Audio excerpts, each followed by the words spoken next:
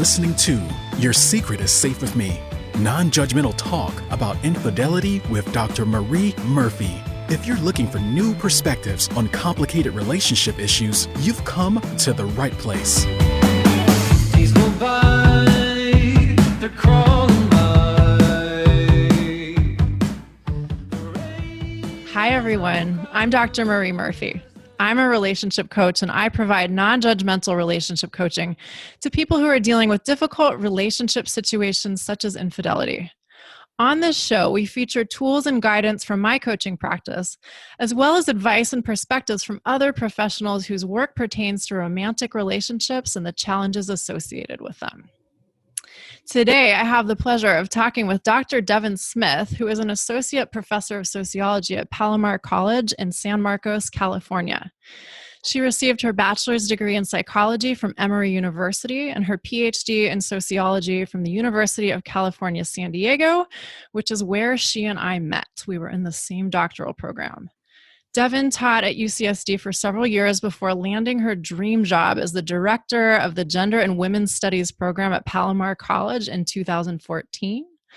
When she isn't hard at work, Devon enjoys activism, hiking, traveling, and trying new restaurants in San Diego. And I am so curious, Devon, what is your favorite restaurant in San Diego these days? Well, it's hard right now because of the pandemic. Sure. We can't dine at some of the ones we'd like to, and you can only dine with in ones that have outdoor dining. But Trust Restaurant is one of my favorites, and it's in Hillcrest. It's called Trust. And when did that open? I'm gonna say 5 years ago. Okay, so I missed it. Yeah. So new-ish, Okay. But it's a good one, good location, great great build out, like really nice interior, good menu, the whole thing. I'm going to look it up. Yeah, do it. All right. Before we get any further into this conversation, this episode is brought to you by Marie Murphy, PhD. That is me. I provide shame-free, blame-free, non-judgmental relationship coaching. You can talk to me about the things that seem too messy or weird or stigmatized to share with your best friend or your spouse or even your therapist. To learn more about my relationship coaching practice, go to mariemurphyphd.com. So, Devon, it's great to have you here. And as you know, one of the foci, the main focus of my coaching practice is helping people who are, quote unquote, having affairs, people who are engaging in infidelity. And often they have a lot of ideas about how marriage is supposed to be that lead to a lot of suffering and confusion and angst about how to move forward in their situations. And so one of the reasons I wanted you to come on the show is because you've been researching and teaching about the history of marriage and romantic love for such a long time. And I know you can provide valuable socio-historical perspective on our commonly shared and taken for granted ideas about what marriage and romantic love are supposed to be like. Right.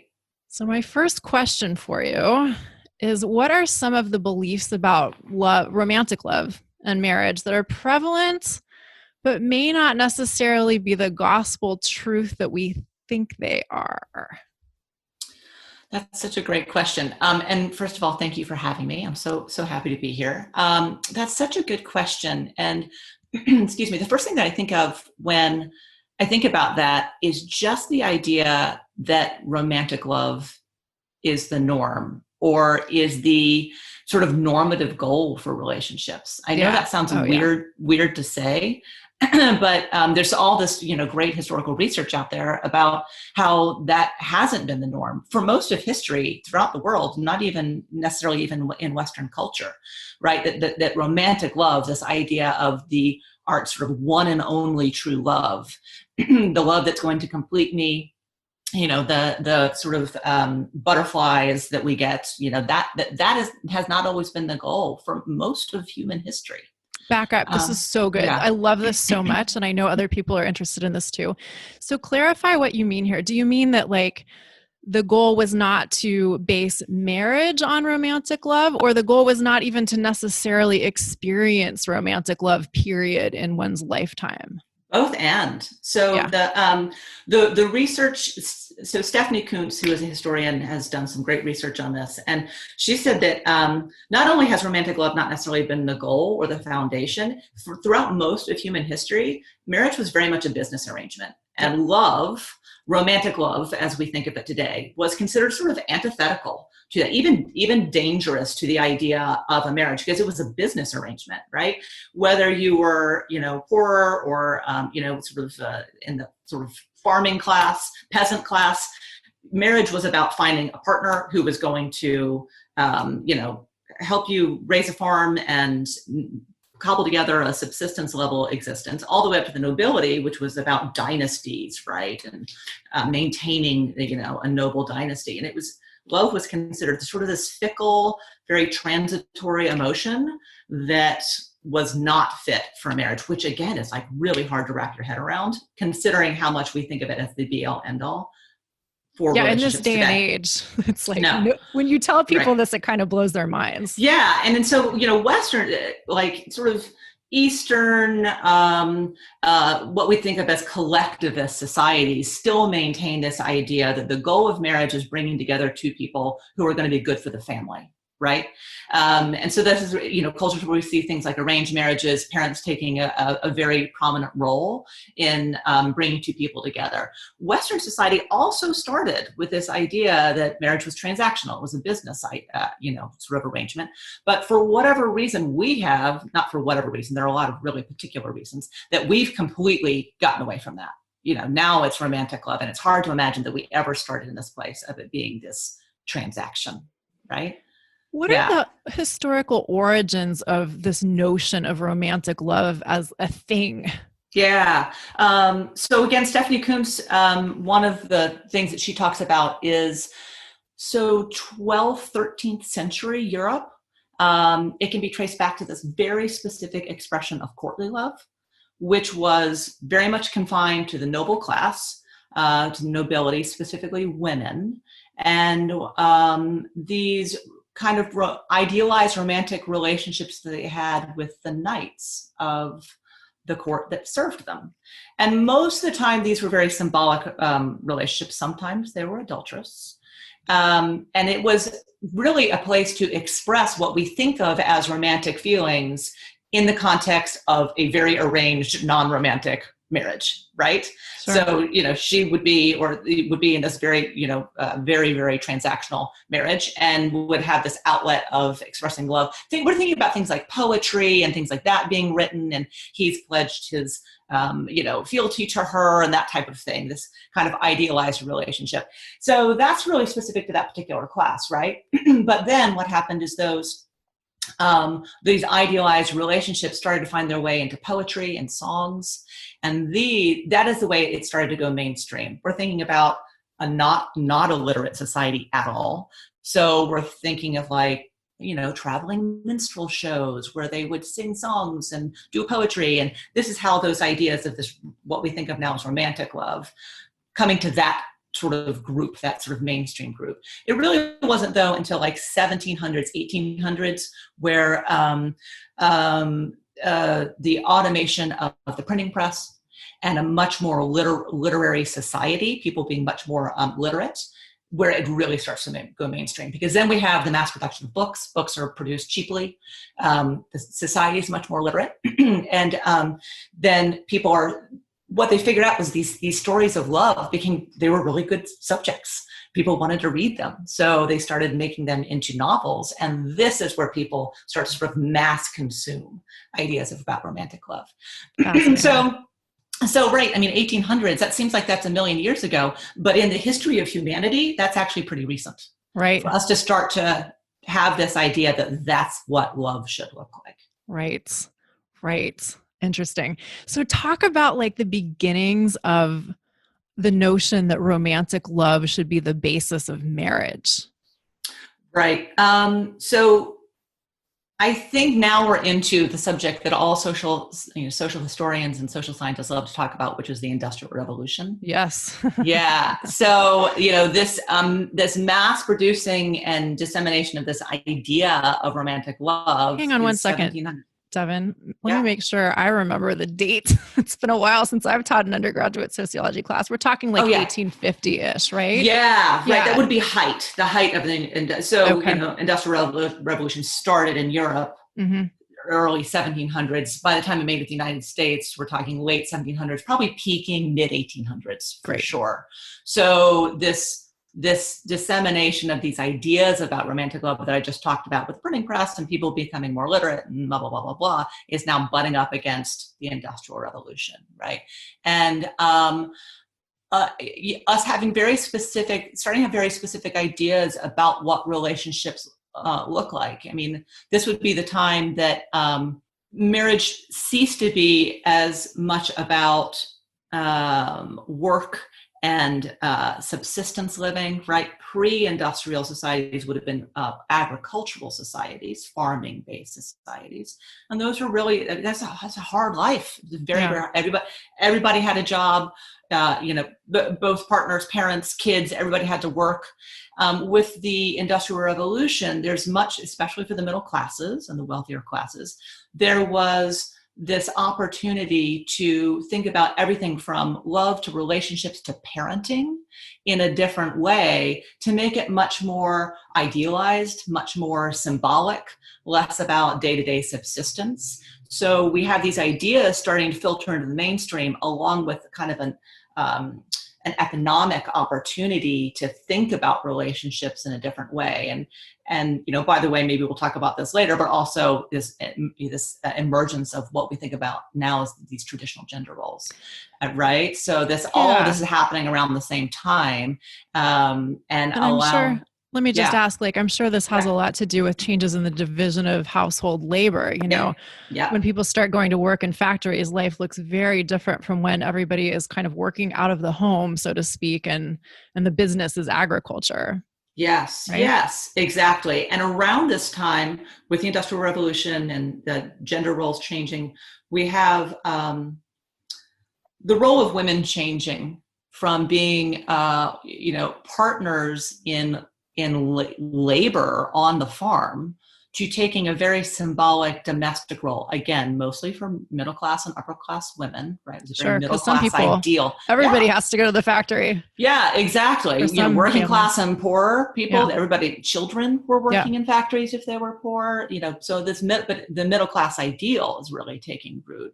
Yeah. And women taking on this role of being this sort of cult of femininity, right? They are the keepers of hearth and home, and love and maintaining a relationship very much at this point gets tasked for women.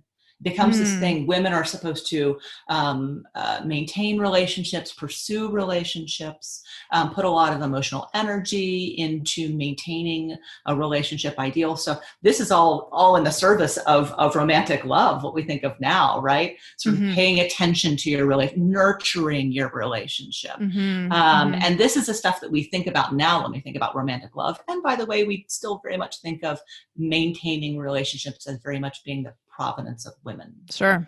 Right. Oh, yeah.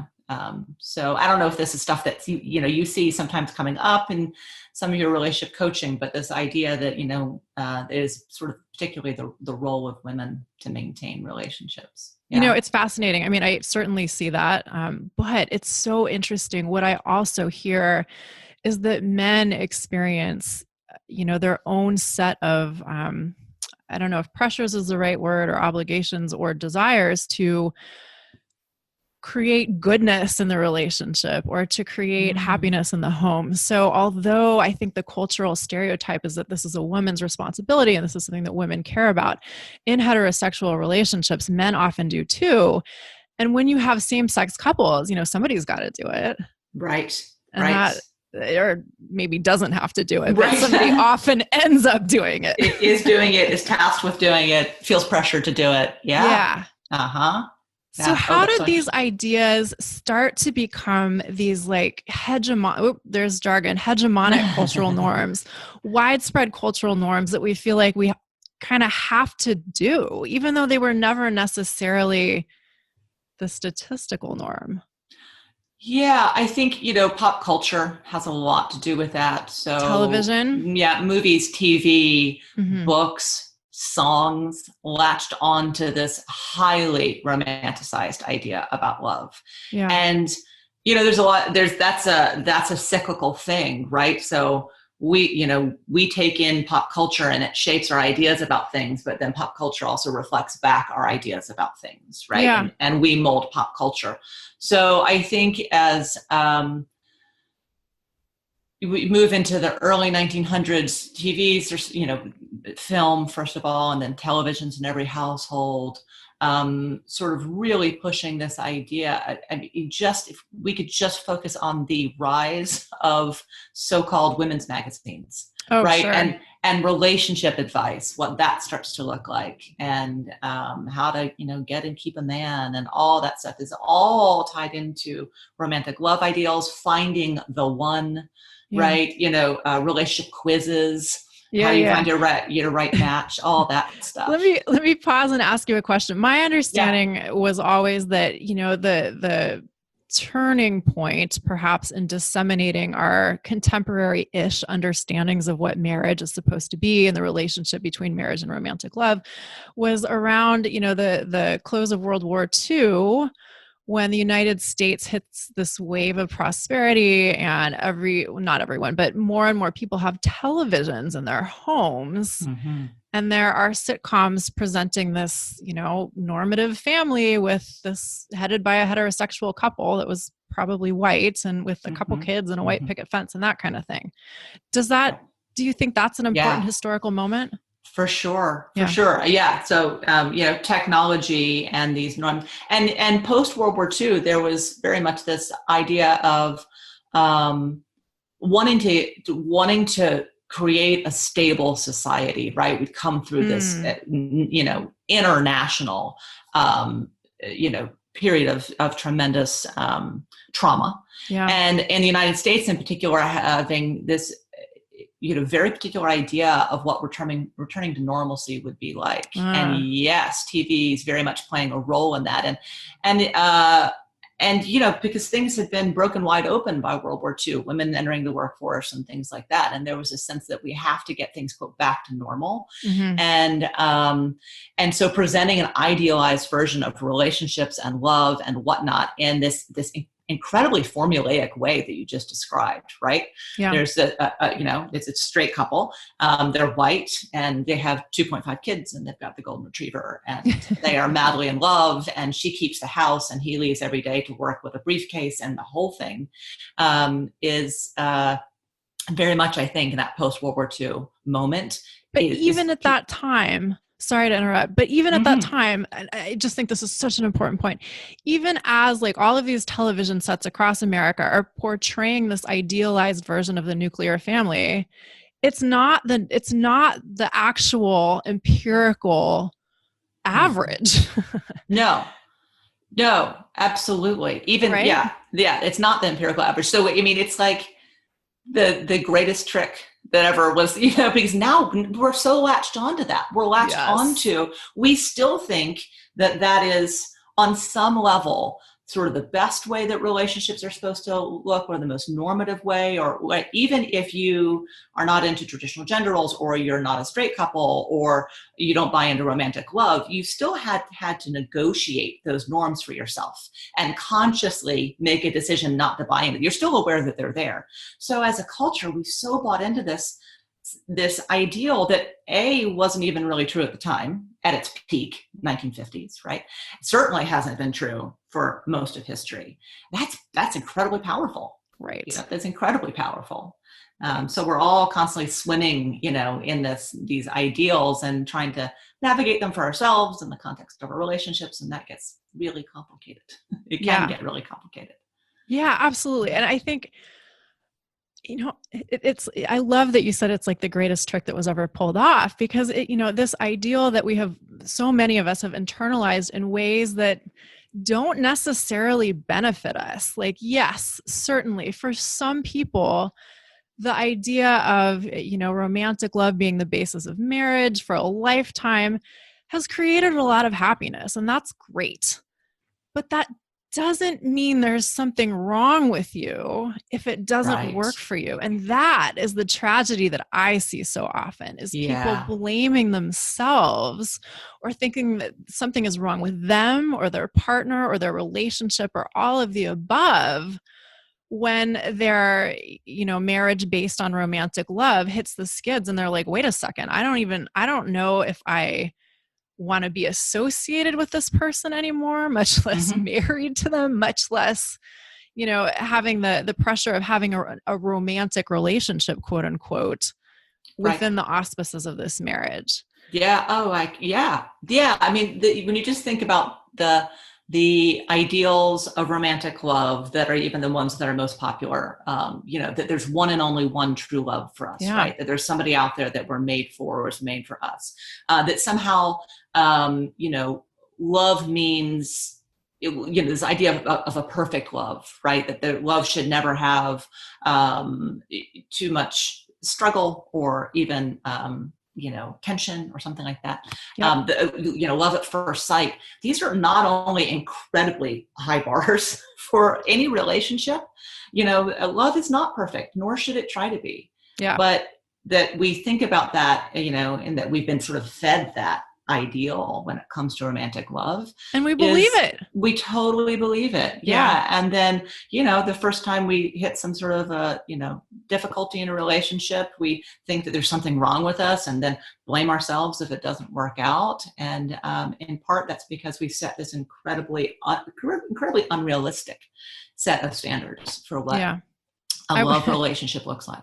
Absolutely. I once saw a placard. It was like a tacky souvenir shop, and it was a placard that said, marriage is all about finding that one special person that you want to annoy for the rest of your life. And I thought that was hilarious. But I actually think it's the converse. Marriage is all about finding that one special person that you want to be annoyed by for the rest of your life. Yes.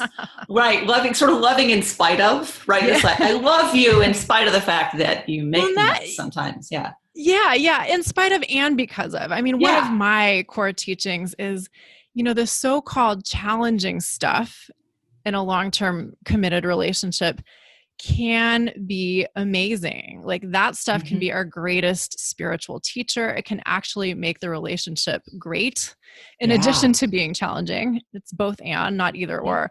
But we don't have to go too far down that road. I want to hear more from you about how these ideas really take hold in us. This idea that romantic love is, something that can should be the basis of marriage and can and should sustain a marriage for a lifetime.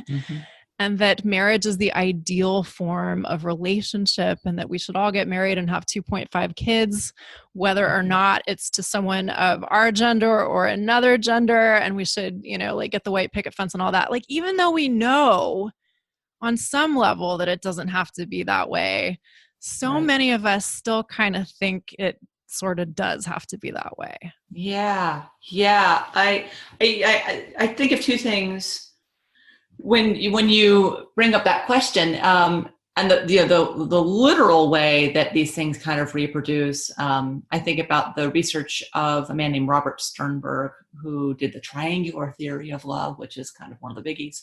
But he also, some of his lesser known research is about what he refers to as love stories, these stories of love that are ubiquitous in our society, that almost everybody buys into at one point or another. And he interviewed, hundreds and hundreds of people, just basically tell me about your relationship and what are your expectations? What do you think of as an ideal? What do you strive for?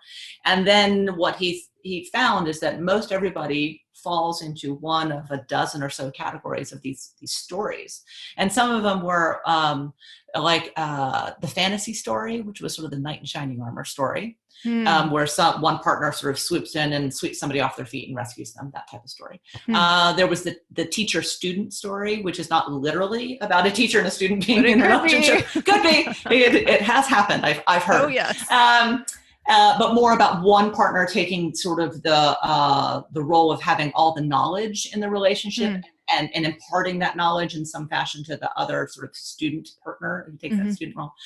There's one called The War Story, which is really interesting. That's couples who kind of feed off of arguing with one another, or bickering. I don't know if you've ever known a couple that sort of like, they seem to bicker all the time and yet they seem to love one another. Yeah. And so if you even just stop, and then his whole point is, those stories are replicated in pop culture. And so then we see them, and then we play them out in our relationships, and then pop culture, right? What we talked about earlier, this kind of circle. If you even just think about the fantasy story, The Knight in Shining Armor, the sheer number of places that's played out, from music to film to whatever, that just Disney alone, like 95% of their stories are this sort of knight in shining armor type of ideology and whatnot. So that's one of the things I think of.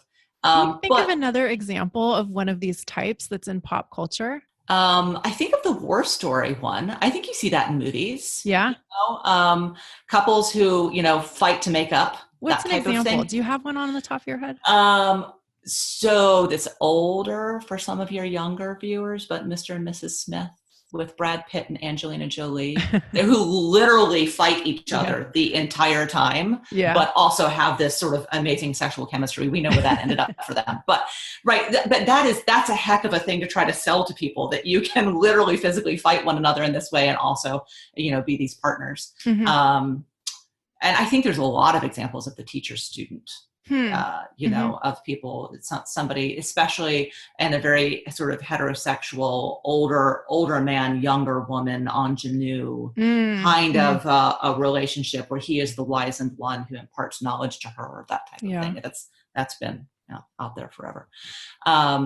So in terms of how these things get, replicated and reinforced, but then I think in a much more practical way, even as you said, even if it's a couple or pair of individuals who don't buy into the idea of romantic love, and sort of tradition of it, I think that there's still sometimes this idea that is normative or right in some way, and to be expected. And I think that, as I said, even if it's something that you're not pursuing, you have to have negotiated that for yourself, or maybe with your partner, right? So maybe you're not buying into that, but you have to have conversation with your partner about why you're not more romantic, or why you don't do this thing, that they've bought into that, right? So they have a set of expectations for your relationship, for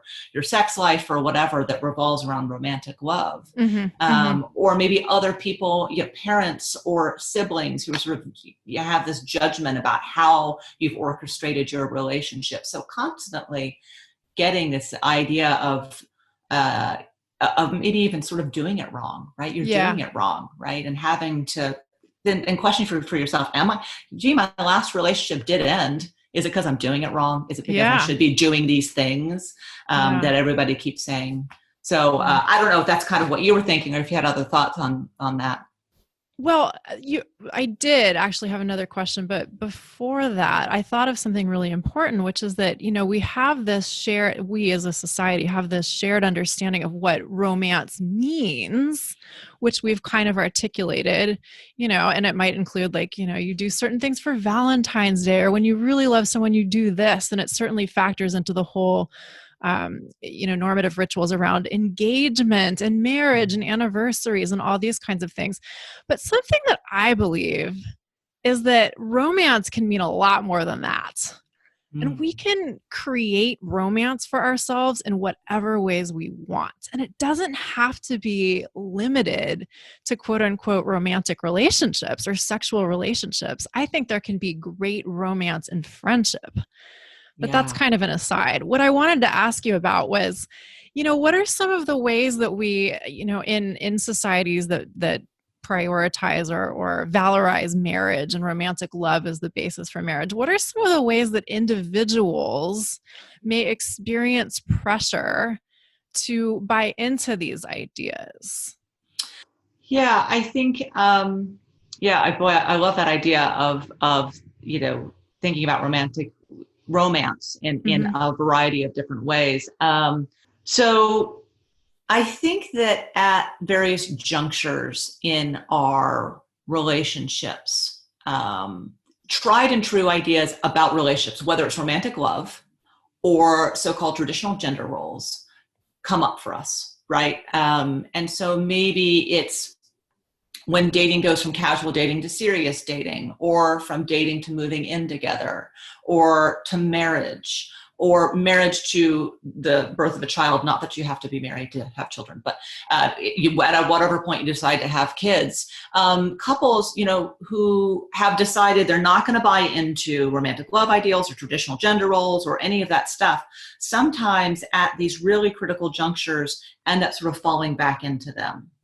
And because this is uncharted territory and they maybe feel overwhelmed, right? And so, or maybe they're seeking out advice from a parent or something like that. And so they're getting very traditional advice around romance or whatnot.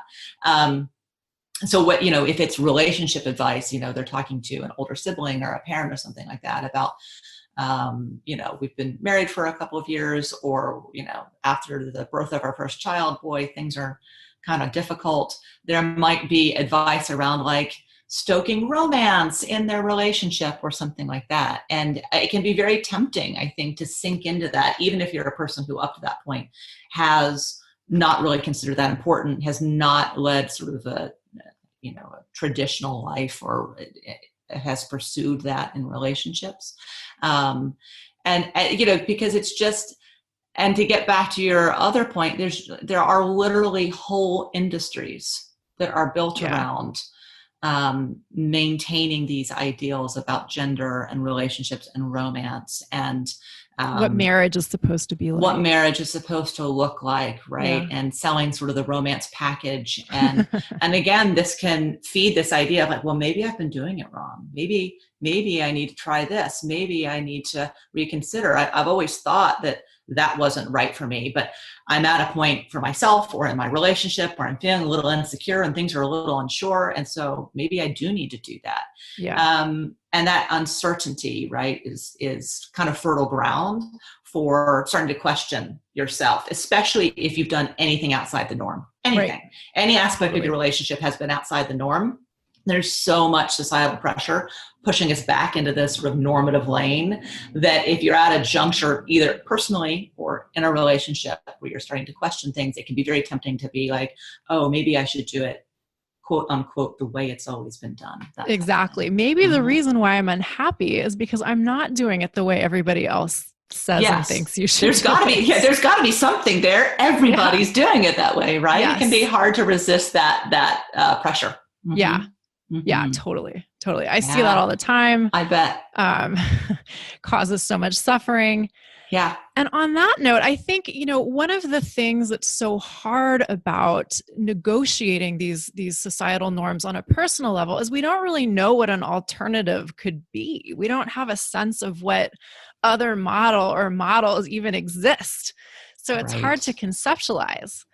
What can you tell us about how non-Western societies conceive, I sort of lost my words there. How are marriages or partnerships conceived of in other places? Yeah, that's such a great one. What's another model? Yeah, I think that this is so critical, because the moment that you can understand or conceptualize that the way we do things here, whether it's relationships or sex or marriage or love or whatever, is socially constructed, right? It's not written in stone somewhere. It's not necessarily biologically predetermined. It is the way we in our society right now have decided things should look. Even if people also believe that God has said that it should be this way. Right. Yeah, exactly. That is one of the things that might be shaping your perspective on how things ought to be. Mm-hmm. But as we know, look at other like non-Christian, non-Western societies. I mean, even in our culture, as we just said, this is not how it's always been. Mm-hmm. Romance has not necessarily been a part of marriage, not even in our culture. Yeah. To be honest, I don't think God knew about romance. Right. I don't think so either. That's I don't a joke, think people. you're going to get all the mentions on social media. I already get all the things anyway. But yeah, keep going. Sorry to. Yeah, no, it's so true. And in other cultures, as we've already talked about, romance is not necessarily part of a relationship. Notions about gender roles are much more fluid. I know that in other parts, especially Scandinavian countries, marriage in general is something that's not even necessarily pursued. Love is, but this idea that you must marry this person that you love is not necessarily the norm, right? Yeah. It's this cohabitation is taking over a marriage as the dominant sort of arrangement for couples. And the idea is, I love you and I think we could be together forever, but we don't really need to get married. And part of that is because in a number of countries, especially European, mostly in Scandinavian countries, the rights and privileges associated with marriage are divested from marriage, right? You don't have to get married to get a tax break. You don't have to get married to, have a whole host of rights and privileges that we associate with marriage here, right? Yeah, here, marriage is the nexus of family rights. Exactly. Like if you're not married, you lose out on a lot of stuff that can be really important. Absolutely. But when you don't have the legal and social system and all the benefits associated with marriage predicated upon marriage, but rather upon individual citizenship, everything changes. Yeah, exactly. So marriage becomes almost purely symbolic. Mm-hmm. And so people do it or not. There aren't a whole lot of repercussions for not doing it. And, again, that's another thing that's almost impossible for us to conceptualize. There are so many incentives to marry in our society, social, in terms of rights and privileges and whatnot. I mean, we really put a lot on the incentive to marry. Other parts of the world, that's not necessarily the case. Yeah. Because of how they arrange society. So, I think that is, and even, the idea that marriage means monogamy, right? That's something that we very much assume is true in our society. In other cultures, not necessarily. Sure. We assume, and certainly legally, only recognize two people legally bound to one another marriage. Obviously, in other cultures, you can marry multiple people. And so, this, and again, we tend to think of other cultures doing it differently and that's somehow bad, that we're doing it right? That our culture somehow is doing it right and these other cultures, by virtue of being different, are doing it wrong. Totally. And that reaffirms this idea that this is the only way that relationships are supposed to look. Yes, that's such a good point. Yeah, but if you can break free of that and start to be like, well, okay, they're doing it differently, but that's not necessarily wrong or bad, then that kind of frees up your sense of obligation to what we've constructed as the norm. Yeah. In all sorts of ways. Yeah. One last thing that I want to ask you about. I know you have at least done a fair amount of teaching on the topic of arranged marriages. And, I think first of all, the breadth of experiences within arranged marriages is broad, and we're not saying that all arranged marriages are good or bad or anything in particular here, but I do think that you know of some really interesting takeaways from people's positive experiences of arranged marriage that can teach us something important when we think that romantic love is the only or the ideal basis of a marriage. Yeah, I think it's there are a lot of Western misconceptions about arranged marriages, and I think that your caveat is really important, that we're not trying to say that they're ultimately good or ultimately bad in one way or the other. They are, as I said before, just different from the way that we do. We pursue marriage and relationships. I mean, even the idea of having someone else, parents, for example, decide for you who your partner is, like that we just can't even conceptualize that, because we are a very individualistic society, which is not a bad thing. But as an individualistic society, we are about pursuing our own dreams and passions for ourselves, right? Not that we don't care about other people, of course we do. But the idea when it comes to, because we are so, and we've gotten more individualistic over time, when it comes to relationships, it's about finding that person that completes me. Who is right? Who's going to complete me? I have the final say. Maybe I'll seek out advice from my parents or friends or whoever, but ultimately I'm looking for that one person. In more non-Western communal societies, the idea is, as we talked about a little bit ago, is this person right for my family, for my community, for the tribe? And as a young person getting married, I'm not necessarily most ideally suited to sorting that out. My parents probably are. And so I'm going to kind of turn this over to them because they've done this. I trust them. I trust them to find somebody that is going to be good for me and good to me, and that I will eventually love. That's key, right? Yeah. That I will eventually have a love relationship with, but love is not the precursor to the relationship. Right. Again, so hard for us to imagine. Right. Right. Let's just pause because I really want to emphasize this. This is such an interesting shift for a lot of us Western folks, right? This idea that love isn't a prerequisite of marriage, it's a result of marriage. Right, exactly. It's the result of a good match. It's the result of time. It's the result of establishing a life together. It grows out of that. And a willingness to cultivate love for someone that you're effectively stuck with, more or less. Right, and the willingness to put in the work and put in the time. Again, that is what, we see that as a total reversal of how things are quote unquote supposed to go.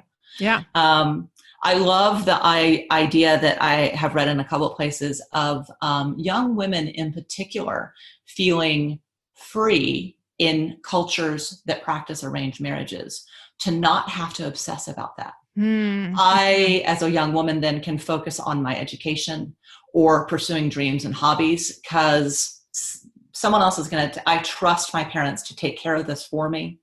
And when you think about how consumed people in general, but maybe in particular young women are in sort of finding that, right and true relationship to be alleviated from that alone. Wow. How freeing to not think, I don't even need to think about that right now. Someone else has got that covered for me is pretty incredible. Yeah. So, I don't want to, create sort of an overly glamorized version of this. There are ways in which arranged marriages can be disadvantageous as well, for sure. Yep. But just sort of getting us out of the mindset of the way we do it is the one and only true right way of doing it. Yeah, totally. And the thing that I think is most interesting and important for the sake of like you and not you personally, Devon, but all of us and our partnerships is, when we're in a committed relationship with someone, loving them is more or less a choice every single day. Yeah. Whether you're in an arranged marriage or you got married because of romantic love, or whatever reason you got married, like love is a choice, and we can all take a lesson from that. Yes. And it jumps out at us more starkly when we see arranged marriages as being this mysterious thing. You barely even know the person, and then you have to figure out a way to make it work. But this is just as true in couples that got together for different reasons. Yeah, so true. And I think one of the sort of misleading, sort of tricky aspects of romantic love is that part of what we've been sold on romantic love is that it is this mystical thing that happens to us, right? Yes. That we have no control over, and I'll know it when it happens, and it's going to just carry me away, and then it will be effortless because I am so in love with this person. Right? That it's something out there that's happening where it's, to take your words, it's actually something that you can choose to do every single day. And in a marriage, independent of a marriage, not even necessarily in the context of romantic love. I mean, sometimes our family members, we have to choose to love them, because they're just making us a little bit nuts. So, that type of very, love being a very conscious thing, that's not romantic, right? We don't think of that as romantic. We don't think of it as being romantic. Exactly. Well, that's not going to make a good movie. That's not right. So but the mythology around even the Cupid with the arrow, it just strikes out of nowhere, it just happens to us. Yep. Very much a part of romantic love for sure.